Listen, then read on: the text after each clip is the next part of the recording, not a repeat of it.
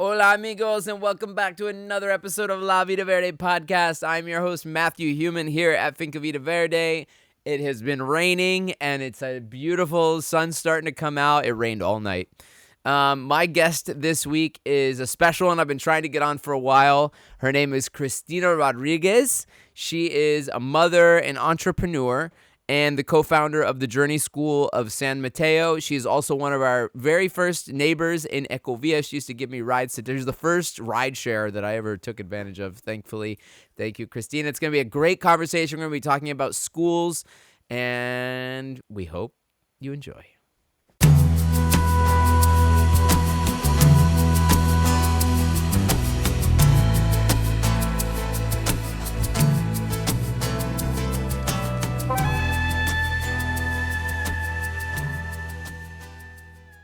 Cristina Rodríguez, welcome to La Vida Verde podcast. Gracias. Thank you for coming. So as I mentioned in the intro, Cristina is most recently I've known you for 10 or 11 years now. But the most recently you started the Journey School, brought the Journey School to San Mateo, which we'll get to because I feel like that's a big topic. Like schooling around here is such a huge topic. Yeah. Yo, everybody, what's happening? This is Humano. Guys, thank you, everybody who's been watching this podcast. I want to invite you to join our Patreon, patreon.com/La Vida Verde podcast. We are looking for ways to build our community. We have a lot of great content on there, and I think you're really going to enjoy it. It helps fund this program so we can keep having great guests, great conversations. Go check it out, patreon.com/La Vida Verde podcast. Pura vida. But we always start at the beginning. So will you tell us a little bit about yourself? You're born in Costa Rica. Yeah. Yeah. I was born and raised in Costa Rica, and to parents that came maybe 50 years ago, probably now. From where? They came from Spain. My parents were living in Spain, but my mom's from the U.S. and my dad is from Spain. They were living there. My grandfather had, for some reason, got interested in the southern part of Latin America and came here to visit. And both my mom and her sister had studied Spanish, so they were bilingual. And so my mom came for the first time to Costa Rica when she was 18, and she was my grandfather's translator. Oh, wow. What a cool story. Yeah. Where's your mom from? What part of the U.S.? Well, originally from Illinois, but they moved to Florida. Okay. And she moved to Spain and met your father? Or? She studied to be a teacher, and she was going to be a Spanish teacher. So she did her last year of university in Spain, met my dad, and then stayed there. And then, my grandfather had bought land here, and he was living here, and then asked her to move. Your grandfather from the U.S.? Uh-huh. Oh, Yeah. Interesting. Yeah. 50 years. Well, that's even more than 50 years. Yeah. But so it was, there was not many. There were expats and foreigners living here, but Since the days of the banana it was not the place to come to. Yeah, Not an easy place to get to, no, for sure. and they moved. So my mom moved from. They were living in Madrid, so they came from a big city to Guanacaste, to Liberia, and it was just such a different place. It took forever to get there. It was like a real adventure. And yeah, my grandfather. So my mom and dad moved. My mom's sister had already moved and was living at this farm, and my grandfather and my grandmother lived here for 10 years and then moved back to the U.S. But both my mom and dad and my aunt and uncle stayed. Wow. Yeah. And where's the farm? Where was the farm? It's in Liberia. Ah, Liberia. Yeah. Oh, yeah, that's what you said. Okay. Yeah. Oh, wow, interesting. On the beach? He had bought land, a bunch of land in the Tamarindo area. Then when he moved back, he sold. He just kept one of a cattle ranch in Liberia. Wow. And He should have hung onto that land. I know. Little did he know. I know it was like private beaches. Like anyway. Whoa. Yeah. Now it's so. Now it's the Seven Seasons and the The Yeah. Omni Resort Yeah, and the yeah. blah blah. I'm just kidding. I don't know if any of those No, are it's actual just like places, but Tamarindo. It's just like it's exploded. it's exploded. So it's like so Yeah. many other parts of Costa Rica. But yeah, that's the story. And so my cousins grew up here. I grew up here. And yeah, my parents have stayed That's cool. and yeah. They're So still here. Your parents are still my here. parents are still here. They, they're always connected to their home countries, but this has been home. And So did you grow up? Did you have like three passports?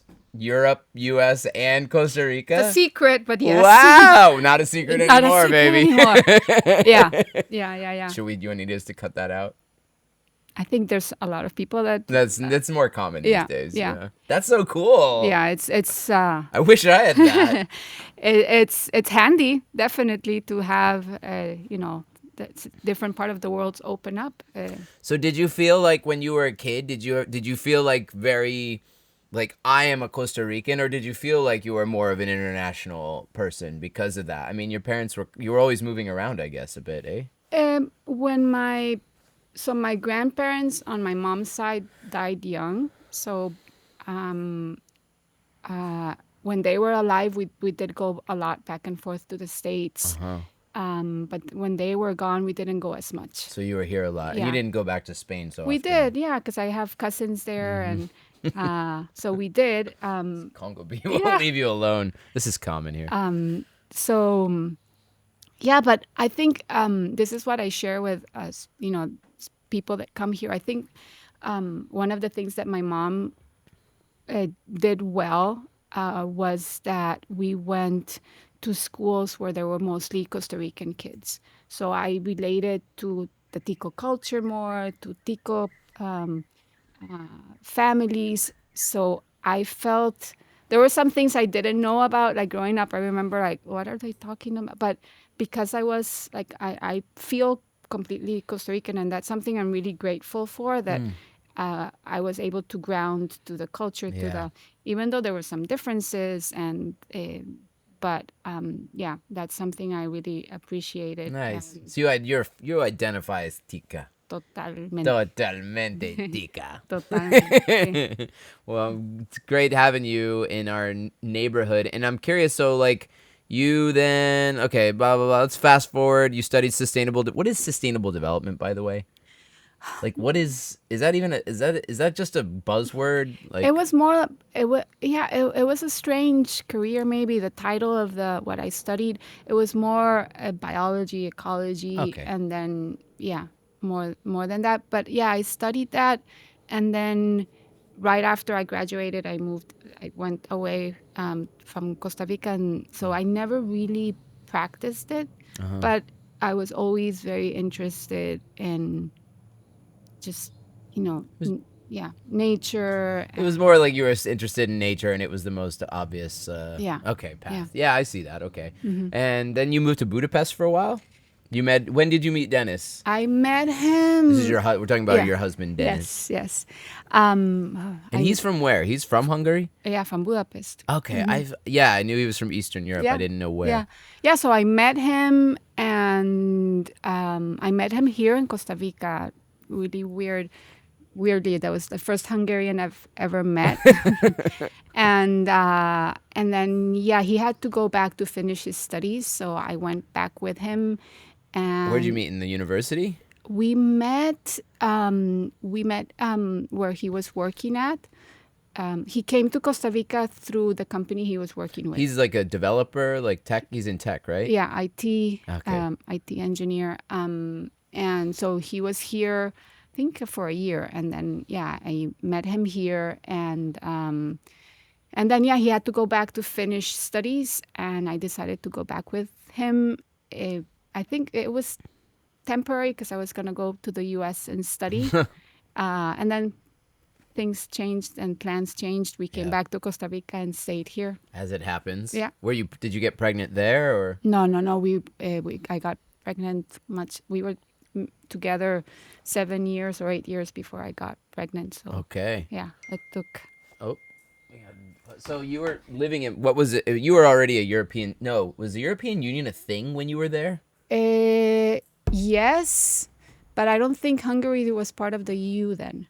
Okay. I think it joined later. But it was easy to get in. Interesting. Yeah. So in your life, you went from having a Spanish passport to a European passport, right? Yeah. Interesting. Yeah. That's so cool. Yeah.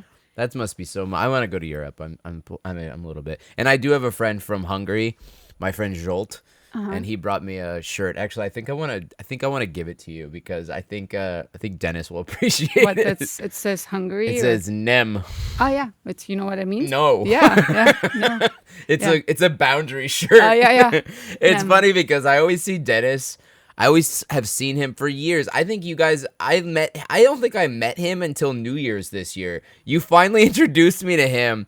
I always saw him and I always thought he was just angry or upset about something. He's just Eastern European. Eastern Europeans always look angry. Yeah. But they're not. They're really nice people. Yeah. If you get talking to him, he's just like, the other day he told me like they never ask how are you because, they'll tell you how they are. Like, Right. They're not like here, like, everything's great. Like It's a very different culture. It's very different. Totally. It's Ukrainians, Russians. It's like the whole Eastern Bloc there. And Hungary was a country that was always invaded. So the culture there, like that was something that shocked me when I moved there.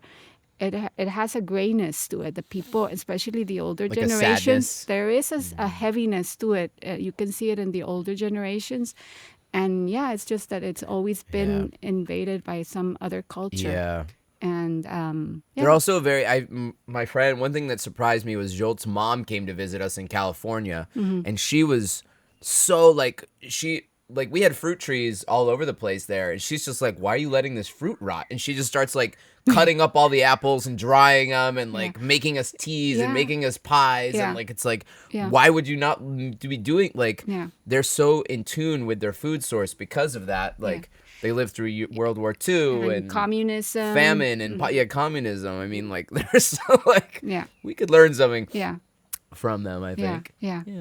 Yeah. Okay. And so you came back here and you were living where? In Heredia? Yeah. My parents, when I was around, I think 4 years old, moved back to San Jose from Guanacaste.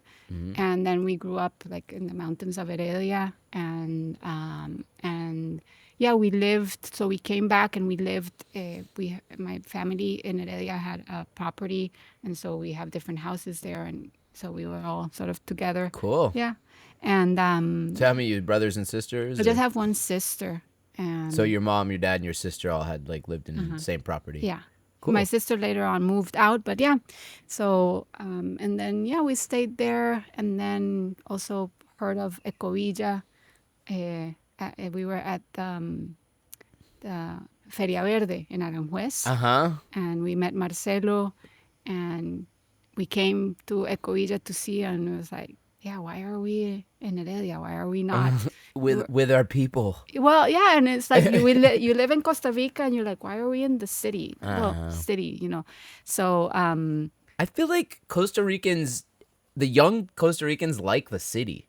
Like, that's part of their culture here. Why? I mean, I think that's one thing I've experienced. Like, in the U.S., I feel like all the young people are like, get me out of the city. But in Costa Rica, I noticed they gravitate towards the city. It's changing a little bit. I think I have more friends now living in Guanacaste at the beaches. I think also it was jobs and because it was more economic. Yeah. And everything was happening there for jobs, studies, and now it's easier to, there's universities almost everywhere now too. So sort of the path was to be in San Jose, work there, but then we were like, why not? Go to the jungle. And you mentioned the Feria Verde, which is for those of you not from Costa Rica or have just moved here recently. It's still going. It's still going. I haven't been in years. I haven't I either. need to go. We used to go because it was the main organic market in Costa Rica, the only organic market in Costa Rica. I think it was the first big one for sure. Yeah. And there was another one I remember people telling me about another one in San Jose. I think there was more like in Sabanilla, San Pedro. Exactly. Yeah, I think so too. But that became and still very popular. It's almost even hard to get to because it's Feria so, Verde. yeah, it gets very full. So. Yeah, I mean, I haven't been in years since before COVID, but it was like a festival. It was like festival culture with organic food, all the organic producers. They went and they checked out the farms, and they checked on the producers to make sure they helped them transition even to organic. And we kind of have something similar here, the Mercado de la Tierra, every Sunday. So I think because of that, we don't have to go. And also we get deliveries from Tierra de Sueños, from Ileana, this great farm up in Zarcero. So we don't have to even, I mean, our life's kind of good here, But I do miss going to the Feria Verde. It's like a cool environment. You meet really cool people, and there was always good food and like Yes. it was more community, I think was the thing. I remember getting on a bus. I remember walking down the road to get on a bus to go to the Feria Verde. you went from here. Yeah. Wow. Yeah, it it's was a all we dedication. had. We had Yeah. nothing else. No. I mean, you remember you were like one of the first people with a car that gave me rides, actually. Yes. Because I didn't have a car for like 14 years. Yeah. We just walked and bussed around, and I remember you gave me like a ride a couple times. Once the Buen ride started, it was like, oh, Yeah. good. Now we Yeah. have a ride share. Yeah. That was a major upgrade for Yeah. us. Yeah. No. Yeah. That was. Because you were working in I had to go to swim. the swim schools, so I went several times a week, and I gave you a ride to San Jose Yeah. or airport or Somewhere. Airport, I think. Yeah. Yeah. And why? So you mentioned your swim school. You owned and operated swim schools. Yeah. So when my first son was born, I took him to swim classes when he was about maybe 6 months, 8 months, and I didn't like how he was taught. He was just grabbed and he came out like Traumatized. They Yes. just threw him in the water and like Yes. figure it and out. I felt like the worst mom. So I started because I love the water. Especially my mom from Florida, like grew up in the water, and water for me is like the best. So I was like really like, now what have I done? He won't love to swim and so I started studying other methods, and I got trained in Florida to teach a more holistic way, more respectful way to teach kids how to swim and how to, because kids Less traumatic way. yeah, kids come from water, so they love it. So Right. not keep that love going and not. And so I started that mostly because of him, and then opened one school and then opened another, and You just like found pools and hired teachers. I made the pools. Yeah. You made the pools? Yeah. So Yeah. it's a physical location It that was you a started. physical Oh, okay, location, interesting. yeah. You And- built the location then. Yes.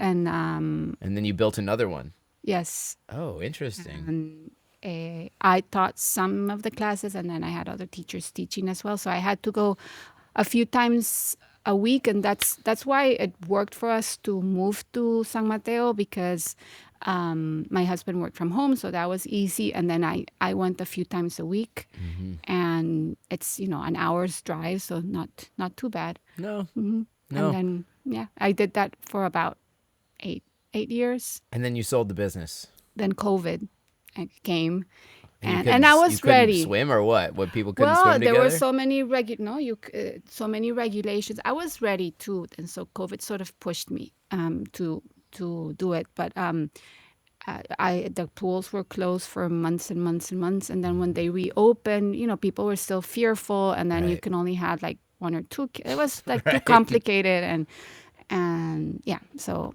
I sold those, and Was there somebody who was like, "Oh yeah, I'll buy this business"? I was lucky because it was not the time to. I know. I was like, you just sold it at the lowest point possible. I sold one before COVID. I Uh-huh. let one go because it was just getting too hard to manage.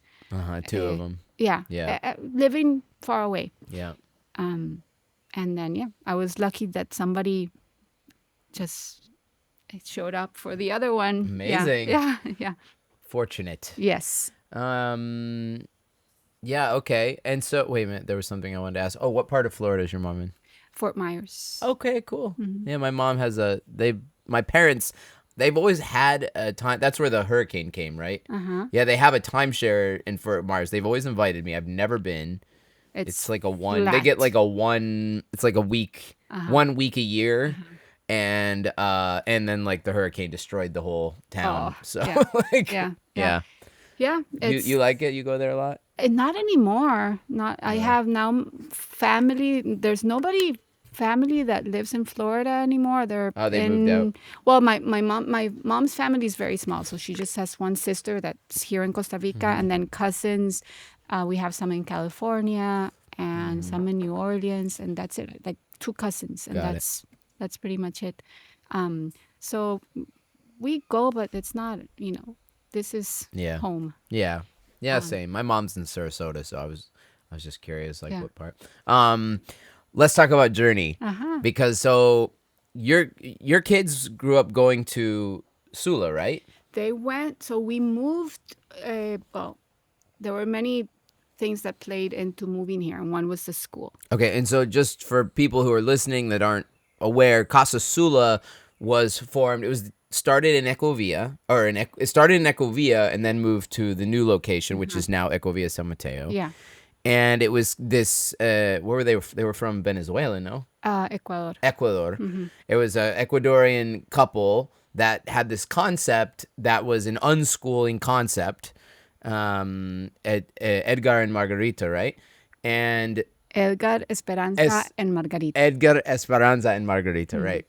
And they had this concept. It was an unschool where they just kind of let the kids. The idea was the kids kind of create their own curriculum. There's not really a curriculum. It's basically the kids guide their own path, and the teachers, which aren't really teachers, they're not teaching. They're more guides. Guides. Hmm. Are also parents are involved, and they're mostly helping kind of like guide the kids to learn themselves, right? Yeah. And that's the idea, is that if the kids learn to teach themselves, then they can do anything at some point. Yeah, it's respecting the kids' interests, and so they'll let you know when they wanna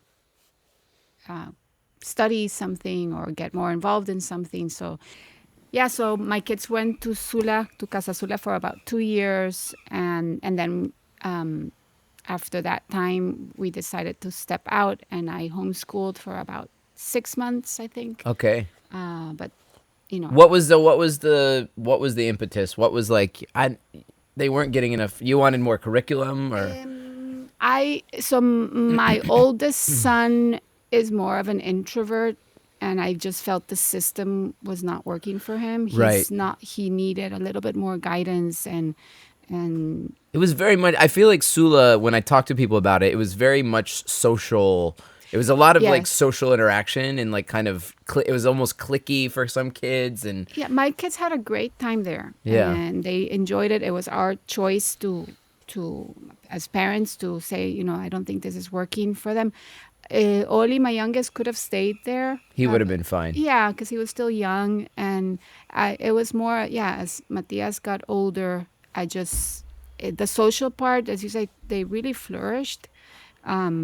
But I was looking more of a balance. Yeah, yeah. And so because we didn't have any other choice, I started homeschooling, but that was really hard. It's And your kids speak Spanish, English, or bilingual, or yeah, because I don't speak Hungarian, and so the common language in our household is English. So we speak English, and my first language is Spanish. So yeah, so my kids speak both. Very little Hungarian. they speak a little Hungarian. Very little. For some reason, most of the Hungarians I've met, they're like, it's a useless language. I don't want to teach my kids, and it's like I don't understand it. But that was my husband as well. And you didn't want to send them to just a local school. We moved for. I went to a very traditional. It was a very good school, but very traditional, and I didn't want that for them.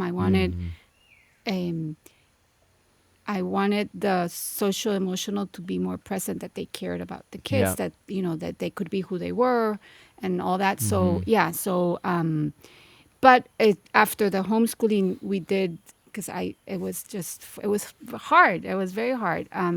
So I admire all the homeschoolers, parents that choose that because it's a dedication and it's a full-time job as well. Right, because the school, I mean, that's and actually, what like one of the and with no, Sula, one of the criticisms I always heard was it's registered as a daycare, with the government because they didn't have a real place that they kind of like they didn't have a name for that kind of non-curriculum school. Yeah. But it is also a daycare for parents, so they have a life outside of their kids. You know. Yeah. So after 6 months, and we were like, it's just this homeschooling is not for me. And I think at that time I was also still working, so it was just too crazy. So they started going to Green Valley in Atenas. Green Valley is a prep school in Atenas, right? Yeah, it's like a private school. A private school in Atenas, and they did that, but that was not what I was looking for in education. Also far away. I mean, it's half an hour, and but you got to drive up, drive back. I know it was, but we did it, and also coming from San Jose, where 30 minutes is not a big deal. I mean, here I guess you get spoiled when you live in small towns that everything's close by.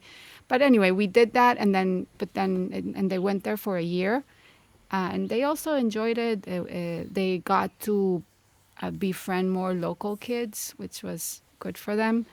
And then COVID happened, so it was right from everyone's back at home, and then so we were like, no, that's enough. And so after COVID,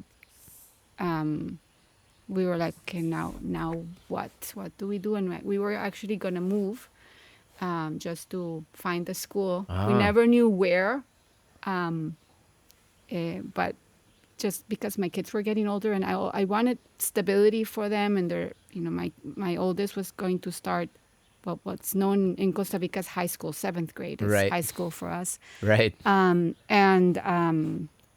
so I wanted the next 6 years of his education to be in one place with one group of people. And right, high school here is 7th through 12th. Well, 7th to 11th, and some private schools have 12th grade. Okay, yeah.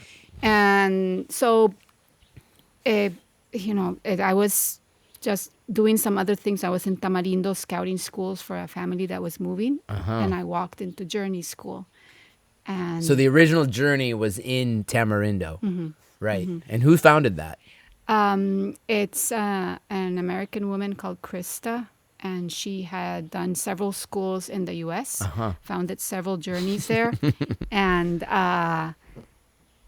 then she moved to Costa Rica to retire, and she was homeschooling two of her boys, and then other neighbors started to, hey, you're homeschooling, can your kids join? And so at the end, she opened the school. Okay. And started Journey. And it was full on when you went there. It was like a school. It was over 200 kids. Wow, 200 kids? Wow. It was a full-on school, but it was sort of everything, the balance that I was looking for. So it was how they taught project-based learning.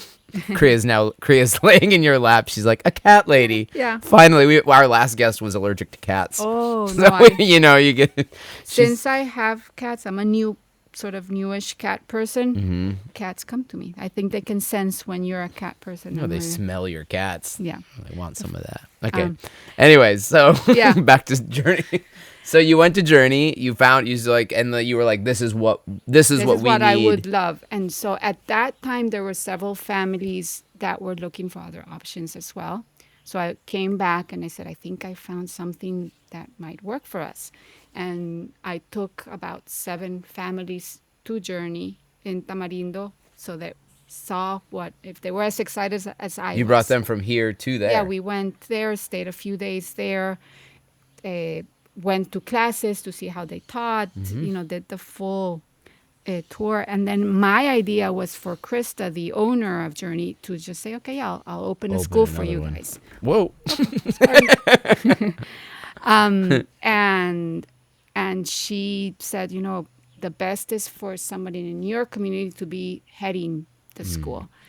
And out of need, because also my kids did not want to move from Ecovilla. They really loved living here. And I love the life they have here as well. So yeah, I just said, okay, let's do this. And so with the support of these about 7 families, you said? 7 families, we decided to jump in, and with the support of Journey and Tamarindo. And yeah, and so that's how it all began. Just a very small group of kids, and just believing. And yeah, we all wanted that the More of a balance. more of a balance, but still sort of an innovative way of teaching kids, and an innovative school, because But there is curriculum. the school is accredited, which I also wanted for my kids because they're getting older. I want that they can have the option if they want to go to university. The path is clear and open for them. And that means they have to learn like the basics of like There is a history. They path- have to be able to pass Costa Rican tests. Yeah, and- so it's accredited in Costa Rica through MEP, which was well, that's a I can explain a little bit why that was important for us too. Okay. Cognia in the U.S., and it just got accredited with an it's called International Baccalaureate, which is an IB program that's a broader curriculum and is recognized all over the world. Okay. So it was just as having older kids, having that, and was important for me. But the kids learn differently. They learn through project-based learning. So It's like a balance of what you learned from Sula, what you liked about it, but with a curriculum with a curriculum, attached. yeah. So And accredited. It's credited, Yeah. so they can go to college and if they choose that path, they're ready for it. And they could even Sula kids could test into college, like if Yeah. they wanted to, but Yeah. it's little. There's more process involved, right? Yeah. And now actually Sula since you started Journey, wasn't I don't believe it was related, but Sula actually shut down. I mean, maybe it was partially related. Some of the students went over to Journey because I think there was a number of parents in the community that were kind of looking for that balance. Yeah, and that's why we started it, just to have another option. Because Yeah. I think there No, were that's great. Yeah, there were families that loved Sula, and that was what they came here for, and they were committed to Sula, and I think that would have continued. And then we had families. Journey attracted the families that wanted something different. So it was just another option, and so it's the project-based learning was what, and then the other pillar of the school is the social emotional. So it's just taking care of each kid, knowing that they're good, and just the personal development is the other part that I really loved. So curriculum, project-based learning, and Social, social emotional. emotional. Those are the three main pillars. yeah, and well, I don't know if curriculum. I mean, we do have to follow. We don't have any tests, so there's many things that we do differently just to. But you teach the traditional, like... We do have a curriculum that we follow. We can add onto it. There's a flexibility around it, depending on the kid's interest as well. But yeah, at the end of the day, also we're measuring that there's progress, that the Right. kids are learning. If we have to go back and review something, we'll do it. So yeah, it is a school, so we do want to know that they are learning, and I believe that kids do want to learn. Yeah. Yeah, of course. Yeah. And I think that's why I like the balance that you've struck, because I think it's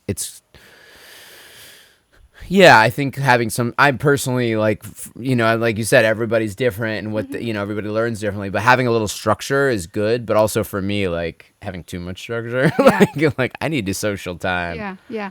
You haven't come to Journey yet, but the I campus is. know. You I have to will. come. I will. The campus is really beautiful, so the kids, are in nature, and so it's the campus itself. It's a classroom. And what grades is it? Is it We start at 3, all the way to 12th grade. grade 3 to 12? Wow. So Well, 3 years of age, so that's like Oh. before preschool. So first grade, you go from first grade all the way to high school, to graduation. Yeah. Oh, very cool. Mm-hmm. Wow. Have you had how many graduating classes have you had? We'll have the first next year. Wow. And then your son will be part of it? No, he's going into ninth grade. Oh, So okay. Okay. he's a few years away, but we do have a few for next year. And how many students do you have? We have around 75 kids. Wow. That's huge growth. Yeah, we started with about 20. That's amazing. And we're in year 2.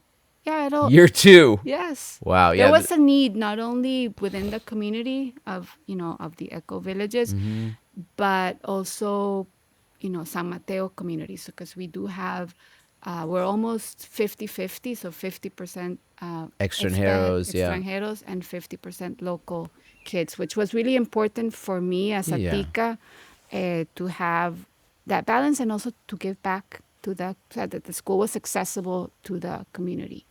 So wow. And yeah, I mean, I'm curious, like, is it, I guess, do you have like scholarship programs, or how does that work? Like, yeah, we do have. because I guess I guess there's probably some locals that definitely wouldn't easily be able to afford it. Yeah. It's not cheap to run a school. No, not cheap, not easy, a lot of work, but very rewarding. Yeah, we have programs to help Costa Rican families, and that's how we've been able to attract, because we have those programs. And then also going back to the accreditation, having the MEP, which is the local Costa Rican accreditation, has helped in families trust the school. Okay. And how I know this is kind of a weird question, but my mom was a lunch lady. How does lunch work there? For now, because you have to come to the campus and we'll show you, our campus was a home. It's a house that we created into a school. So right now the kids bring their own lunch, and we also there's a family that owns a restaurant, and we have like meal deliveries. Eventually, so talking about Which restaurant? Yummy's, that chicken no, I don't know. it's in Orotina by the I don't gas eat station. chicken, so. Okay. So yeah, he has other stuff besides chicken, but he's the one that brings food for us. And so they have a meal delivery. If you want to order lunch, you could do it. Yeah, and yeah, eventually we want to build our own campus. We have a big vision around that, and then we'll have our own. We'll have cook our own healthy meals at school, and but yeah, it takes time, and yeah. I will come one day and play music with those kids. I'm really excited. I know we've talked about it. In fact, before I've been trying to get you on the podcast for a while, and you're like, first you have to come to the campus and play music for the kids and see what it is. I know. Yeah. I know, and I I'll will bug you. I know, bug me more. Well, Yvonne's going tomorrow to do some filming, so I'll watch some of the footage. I'll share some of our videos. Can we? Yeah, maybe we can throw some clips in I here. see. Yeah. Okay. Is there anything that you're calling in, like more students, investors, or are you like pretty good? Are you promoting anything? And everything is welcome. So anybody that's interested and wants to see the school growth, that believes in our vision, if they want to connect with us, we're happy. So yeah, as you said, school costs a lot of money to run, and we have a lot of support from Journey Tamarindo, and there are several journeys now opening up around Costa Rica and internationally. So it's really fun for the kids, because our kids have gone to Tamarindo and spent time there. Their kids have come here. That's a great idea. Yeah, there's Journey. There's Dominicales. Journeys opening in Dominical, and that's closer to us too. So, but yeah, whoever is interested in learning more, whoever is interested in investing or being part of our fundraising, I can share more. Tell people where they can get a hold of you and how they can reach you. Okay. So yeah, our website is journeyschoolofcostarica.com, and you'll see the several campuses there, and phone numbers, emails is all in the website. And I don't know if our social media is there, but we're on Facebook, Instagram, YouTube. Do you know your Instagram? I think it's Journey School of Costa Rica San Mateo. I think maybe we can add it. We'll find it. Yeah, we'll find we'll it. add it. We'll put a somewhere. link in the comments. Yeah. Cristina Rodríguez, thank you so much. What a pleasure it has made been. it. Yes, thank you so much for making the time. Yeah. We'll keep on the progress, and I will make it there. I promise. Yes. Yeah. This is La Vida Verde podcast. I'm your host, Matthew Human.